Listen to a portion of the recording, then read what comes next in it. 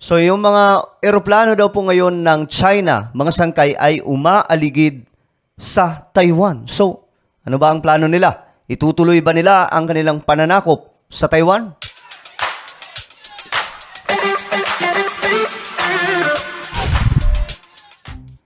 Hello, what's up mga sangkay? This is me, Sangkay Janjan. I'm back for another topic pang ano to, mga sangkay, pang international.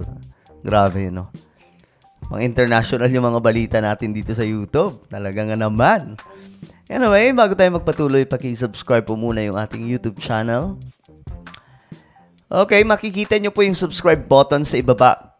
Okay? Sa ibaba mismo ng video na to, pindutin nyo po yung subscribe, pindutin nyo po yung bell, at pindutin nyo po yung all. Okay ba? Sa mga nanonood sa Facebook, i-follow nyo po ang ating Facebook page. Alright guys, ito po ang balita kasi ngayon. Ang mga eroplano daw po at barko ng China patuloy pa rin sa panghihimasok sa Taiwan. Okay? Talagang ano to, mga sangkay, gitgitan po ito. At ngayon nga po, yung Amerika, siguro, andun na rin po yung pwersa ng Amerika ngayon kasi dumating po doon yung isa sa opisyal ng US sa Taiwan. So, anong plano kaya ng China, no? Nangangamba naman ang pamahalaan sa nagpapatuloy na tensyon ng China at Taiwan.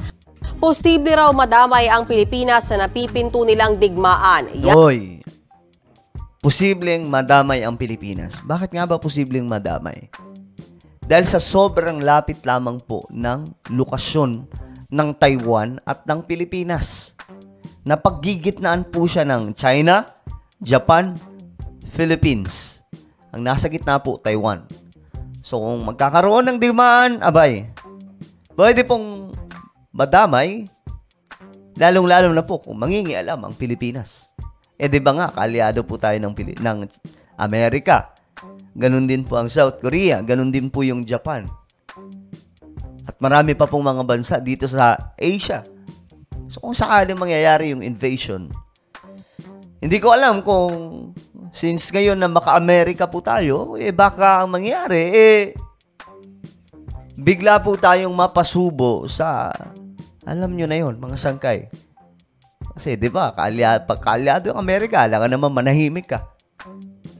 Yan at iba pang gera sa Frontline News Abroad. Tapos na ang 2 araw na punishment drills ng China sa paligid ng Taiwan. Pero hanggang ngayon, ayaw pa ring paawat ng pagpasok ng mga eroplano diba?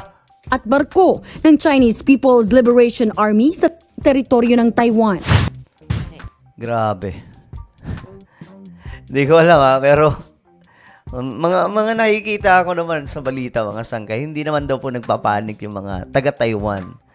Lalong-lalo na po yung mga kababayan po natin doon. Yun po yung sinasabi nila, okay kami dito, sangkay, okay lamang po kami dito. Pero kung dito yan sa Pilipinas, ay nako, alas sa balutang malalayan. Kita natin maaligid-aligid na yung mga eroplano ng China. Ay nako, medyo makapanindig balahibo yan kapag nangyari. Kahapon at kanina, 10 Chinese military aircraft ang pumasok ulit sa southern airspace ng Taiwan. Grabe, 10 na mga eroplanong pandigma ng China pumasok sa area ng Taiwan. 11 Chinese warships at 4 na Coast Guard vessels din nila ang umaligid malapit sa isla. Grabe, dami, no? Hindi na po ito military drill. Hindi na po ito military exercise ng China. Tapos na eh. Pero ito pa rin ang ginagawa. Ibig sabihin lamang, mga sangkay, may pinaplano po silang invasion sa Taiwan. Kasi noon nga, mga sangkay, naniniwala ako na hindi naman gagawin ng China yung makipagdigma sa Taiwan. Pero ngayong mga nakikita na po natin yung galaw nila at sila na mismo ang nagsabi na kung hindi kaya sa santong dasalan, daanin sa santong paspasan. Term yan ng mga Pilipino, mga sangkay.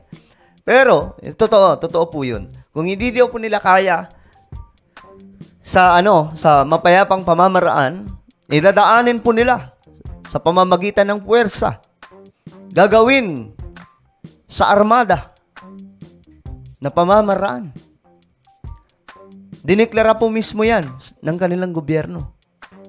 So ngayon mga sangkay, kung titingnan po natin yung kanilang ginagawa, mukhang may gagawin nga itong China sa Taiwan.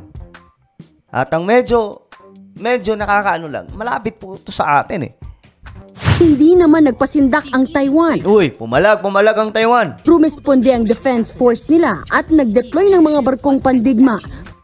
Yan ang maganda rin sa Taiwan. Maliit lamang po talaga ng isla yan na, ewan ko, bansa ba tawag sa kanila?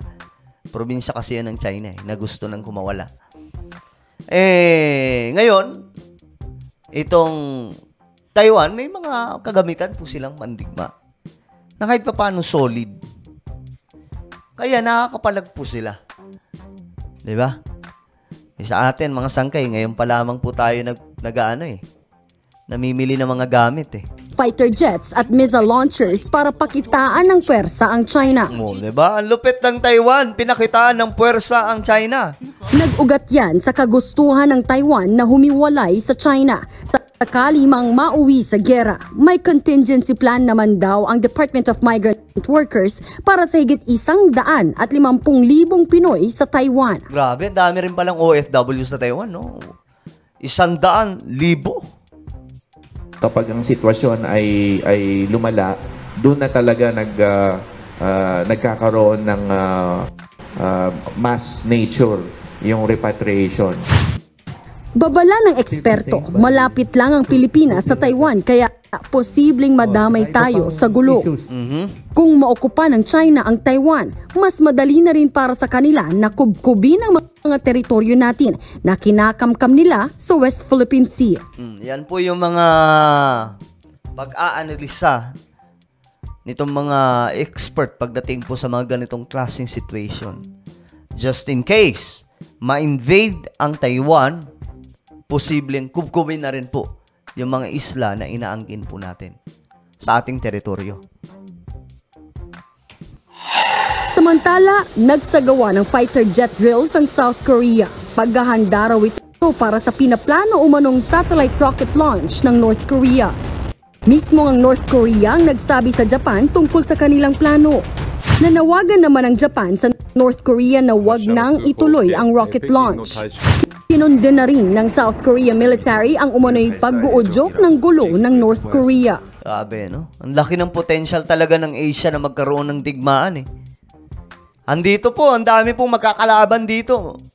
South Korea, North Korea, China, Taiwan, China, Philippines, China, India. Grabe ang naidudulot itong digmaan. Wala talagang magandang dulot to Pero wala, mga sangkay. Lahat ng ito ay nakapropesiya sa Biblia na mangyayari at mangyayari po talaga. Kaya itong mga nagaganap po ngayon na mga sigalot ng mga bansa, part po ito ng Bible prophecy sa ayaw man natin o gusto man natin. Wala po tayong magagawa, mga sangkay. Ito po ay nakasulat sa Biblia.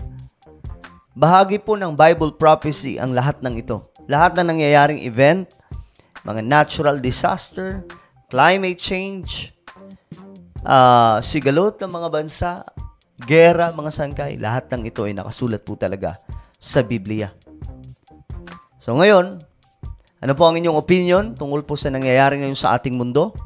At ano po ang inyong opinion sa pinaplano ngayon ng China sa Taiwan? Umaaligid-aligid po yung mga barkong pandigma, mga eroplano, mga sangkay, napakaraming mga pandigmang eroplano ang pinalipad ng China at umaaligid-aligid sa Taiwan.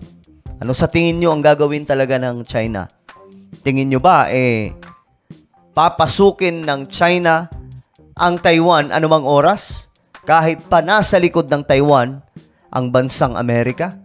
I-comment nyo po sa ibaba ang inyong mga opinion. Okay? Meron po ako isang YouTube channel, Sangkay Janjan Daily. Dito po ako nag-upload ng mga vlog natin, mga ginagawa natin sa buhay para mas lalo po nyo makilala yung mga natin ganap o mga aktibidad sa buhay. So, hanapin nyo po ito sa YouTube, then click the subscribe, click the bell, and then click all. Ako na po ay magpapaalam. Mag-iingat po ang lahat. God bless everyone.